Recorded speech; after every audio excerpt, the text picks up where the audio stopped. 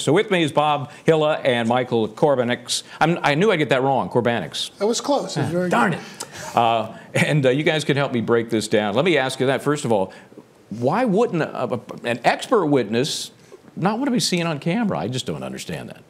Let's put a positive spin on it, Bob. At least we're getting some non-verbal information from the defendant. We're seeing her sit and take in all this testimony. Helpful to not so much us, we don't matter, but the jury, they're seeing her all day sit and react. Well, I think that's right. And also, they're not aware of the fact that the cameras aren't on her. They're listening to the testimony. So they're trying to gather what the evidence is, how strong her testimony is, the fact she's talking about. They're focused on that, not the camera. So let me ask you, Bob, this witness has a job to do, right? She's coming in there to give her opinion. How do you think she's doing? And how is Cross going? This guy, I got to give you his name because he's getting very popular here at the network. Chris Pagan can be called mean sometimes, could be called feisty, aggressive. How do you think she's doing, and how is the Cross going? Well, I think with respect to how she's doing, I think she's likable. She's sincere, certainly. She's trying to be accurate. She's not overstating her opinion. But I think the Cross is zeroing right in on the things that link issues concerning the care with the father and injuries relating to the father, so they're trying to work on that reasonable doubt. Yeah, and I think that is key. I think if you're watching this trial and you hear father or dad, your ears, you know, they ought to perk up like my dog's ears when it's dinner time. You know, it's like, whoop, what? So, because I don't know enough about dad. Bob, let me ask you this. We've been talking about this, about the absence of information on certain things. Two big issues, causation and the timeline. What do you want to see to fill those holes? Well, I think what the jurors are going to be looking at on the timeline is, are there incidents related to injuries that could suggest this was the father? And then, of course, that would play into the causation link because, you know, who caused these injuries? This is where the experts' testimony about the rapid progression of this injury and the hematoma really can hurt the defendant, I think. And it certainly muddies the water, too, that this poor little child survived, and that's about all she was doing was surviving, for 10 days after she was unconscious. And, you know, wounds were healing during that time. It fouls up the timeline in another respect. Bob, let me ask you, with regard to the way she is jousting with the attorney, it's all about her report, and he's trying to pick it apart and find out what her opinion is. That's what she's paid for. Here's my opinion. I have yet to hear them use very straight wording about causation or connection. They're talking about pattern of bruises and other things. How do you feel, at least from what we can hear so far, her opinion is playing? Well, I think that the one issue here is the jury's going to be focused more on what the evidence is that she talked about of the injuries that killed Hannah. That's what they're going to be focused on. That's what they're going to be looking to listen to and see whether the testimony on that is backed up by the medical evidence in the case and that her opinion makes sense.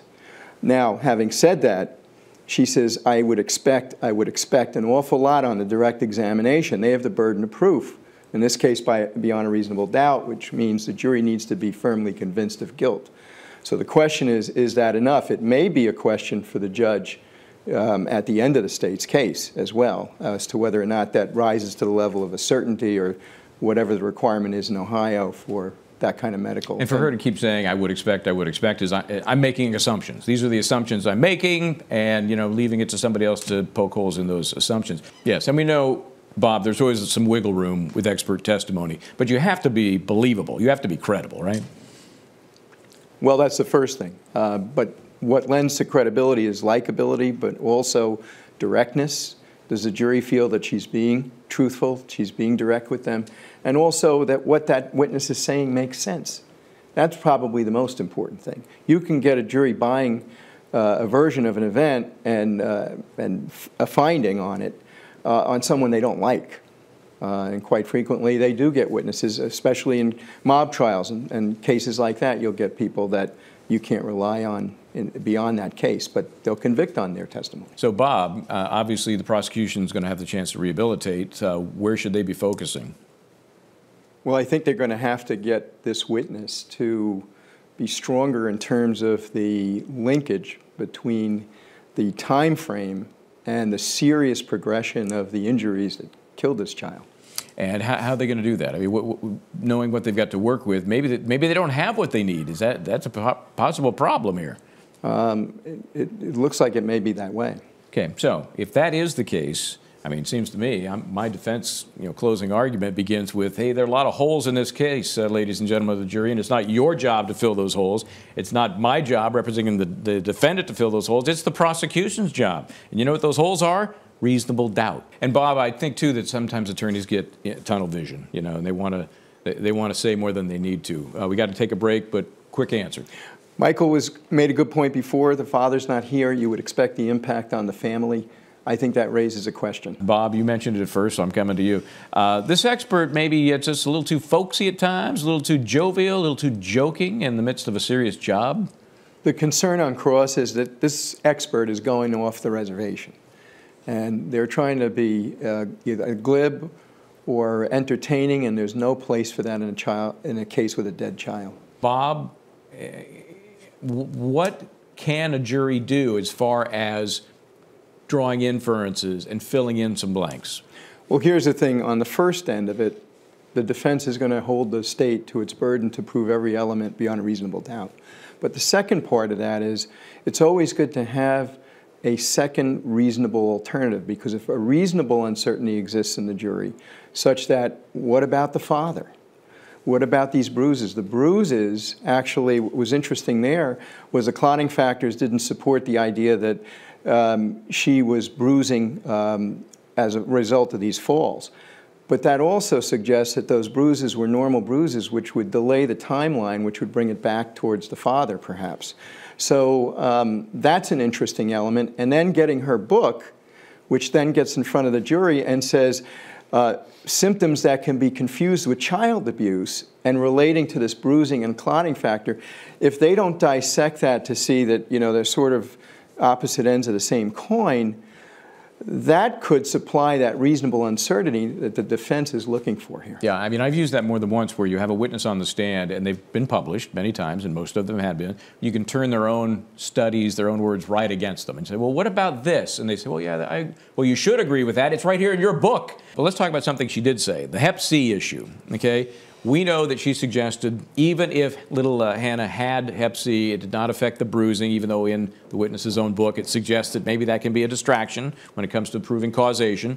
How about the stigma of Hep C? Let me ask you, Bob, what do you think? Does it have a certain connotation that the jury might put on it, or the family that might have it?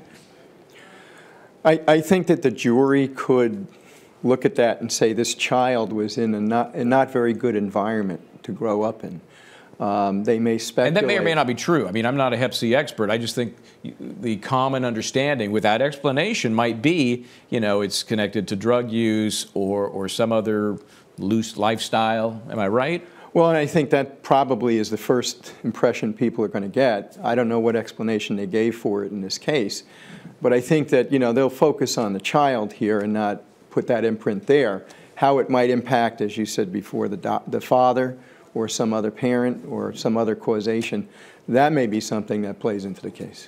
Here's the thing. I thought it was my fault that she was having a seizure. I thought she was having a seizure. I was scooping at her mouth. So here we see defendant Lindsay Partin talking to the cops for the second time. She breaks down at one point. She sounds like she feels very guilty for whatever happens, even though at this point Hannah is still alive. Bob, Hille is here. Tell me, how do you read her during this part of the interrogation? Believable? I think she's believable. And she didn't give a confession in this. She went in there without a lawyer. That's something the defense can argue. She didn't think she had anything or done anything wrong. So there is a much more animated Lindsay Partin, the defendant being questioned by the officers, and you hear her talk about, kind of some interaction with Hannah that led to maybe some shaking, she admitted. Now, I think anybody that has dealt with a 3-year-old, Bob Hille is with me here, and so is Michael Carbonix, it can be frustrating. And, they can kind of get to you after maybe not too long on time. And so shaking is one thing, maybe spanking, but how does the jury take that kind of information from this witness, now knowing what happened to this little girl? She admitted to shaking her. Well, what it does is it's conduct that nowadays is looked at differently than it was maybe 20, 30 years ago. And also, there's a lot more evidence out there that it can cause serious harm. So the degree of the shaking is going to be an issue here, and that's going to hinge on her credibility because there was no measure that they can get on this case on that. All right, let's digest this, starting with you, Bob. What do you make of her stories as we kind of play them out here? 3 things in her statement. You hear slapping, shaking, and fall. Individually, they may not be a lot, but together I think they're significant. The other issue is she talks about the seizure. The seizure, as the expert tied in with respect to the brain injury, really ties the injury in while it was in her care. Let's talk about the charges really quickly, Bob. She's facing murder, she's facing involuntary manslaughter, and then the 3 child endangerment charges. I think that probably the child endangerment charges are going to be given to the prosecution because obviously she admits to some of this, right? What about murder versus involuntary? I think depending on the charge in Ohio for that, it's more likely that you get the manslaughter charge than the murder charge. And Bob, she's giving a little bit of a different story than what she gave in the second one when she talked about the seizures. Well, those are inconsistencies that the jury can take against her in their deliberations, or they can chalk it up to nervousness. As Michael said, and I agree with him, this was a very rigorous questioning by the police officer. Really quickly, guilty on the top charge murder, Bob? I don't think so. How about you, Mike? Not guilty.